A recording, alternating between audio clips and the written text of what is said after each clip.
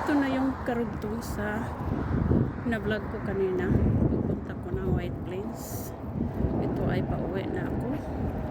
Nandito ako sa my ramp sa Westchester, Central Westchester Park. Itong ramp na ito na aking babaybayan. Saka ang i-continue ko na baybayan yung road na walang sidewalk. So, kasi yun ang road namin dito, guys. Mayroong road na may sidewalk, mayroon ding road na walang sidewalk. Then ano lang, tatabi-tabi na lang ako. Kasi hindi man pwede yung mga sasakyan ang tatabi sa akin. I mean, sila ang umiwas sa akin. So ako yung nawala siya. Hindi niya na chance ang lane na pinupuntahan niya. Kaya so kung ako ang nag-vlog, ma-distract ako sa mga nakikita ko, maiba ang istorya. Ayun. So yun nga ang road dito sa amin. Pagdating doon sa unahan, mawala na yung sidewalk. Pero pag doon ako banda, may sidewalk doon sa kabila. Dito pwede pa, malaki-laki pa ang space na mapaglalakad-lakaran ko. Pero pagdating na doon, wala na. Titingin-tingin na lang ako sa likod ko kung mayroong sasakyan na parating, para ako naman ay sabana na bang magpadaplin ba, guys? Kaysa ang mga sasakyan sila ang magpadaplin, hindi naman sila ang magpadaplin. Ako talaga ang magpadaplin. Sila straight lang talaga yan sa kanilang way. Kasi sa kanila man yung daan. So ako ang magpadaplin. Kaya ano lang, dalang prayers lang, guys, kasi walang sidewalk na. Mayroong pwedeng mangyari, God forbid, mahagip lang tayo, ganyan. Simba ko lang. Pero mayroon naman tayong guardian angel at prayers na lagi nating pinipray na bawat lakad natin, bawat alis natin sa bahay, na poprotektahan tayo. Of course, nandyan ang ating Panginoon. Diba, guys? Lahat naman tayo ay may paniwala na nandyan ang Panginoon, nagsusubaybay sa atin sa bawat hakbang natin, diba? So ito pwede pa, ang sidewalk naman dyan sa kabila din naman ay nagtatapos din dyan.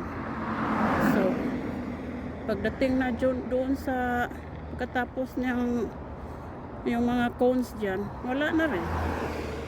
So minsan doon ako sa kabila dumadaan kasi para makikita ko yung mga sasakyan na parating. Minsan din dito ako na side. Kasi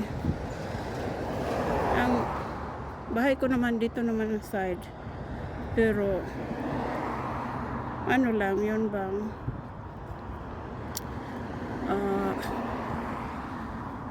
titingnan ko na lang din dito pag ano ako dito sa may road talaga.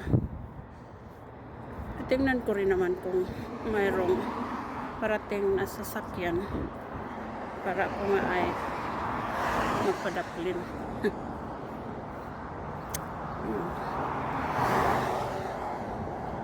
Ayun lang ang kwento ko sa road na walang sidewalk.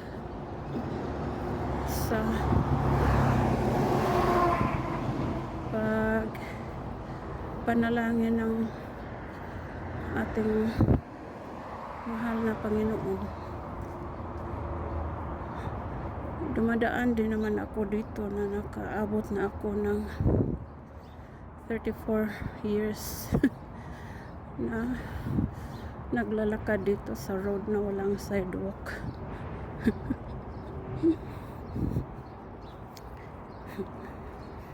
Road na walang sidewalk. Pero dito bandang umpisa dito ako ay medyo mahihingal-hingal kasi paakyat hindi lang mahalata na paakyat ito guys kasi yun bang hinayhay hinayhay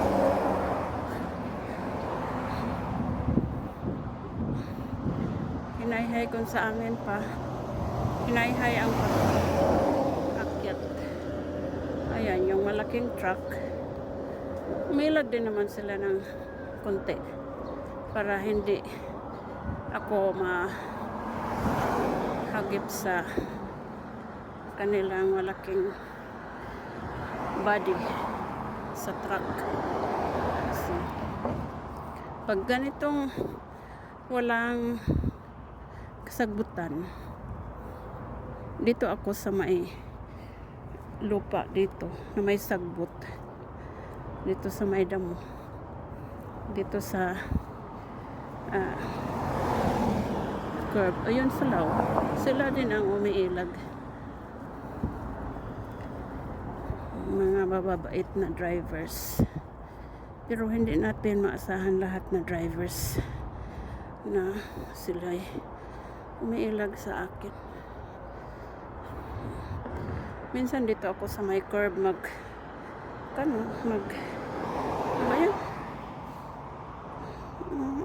tamak in ang curb maka-balance pa rin naman ako guys, para bang nasa balance beam. Thank God mayroon pa rin naman akong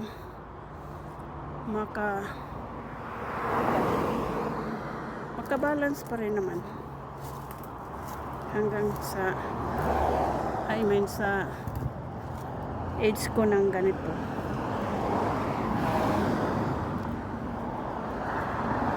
Okay, ako naman ang dito habang walang parating na sasakyan, dito ako sa road mismo, hindi naman sa gitna, dito lang sa gilid, then dito ulit sa may damuhan. Ayan lang. See, medyo hinayhay ang pagtungas dito guys, kasi hill nga naman talaga ito na road.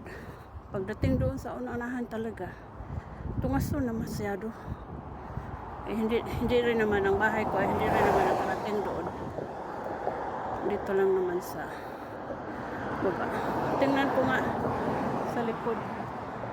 Okay, mayroon pang may dalawang sasakyan pa na paparating. Papalagpasin muna ito, tapos okay, dito na naman ako sa may road. Ganyan lang. Tapos kung may parating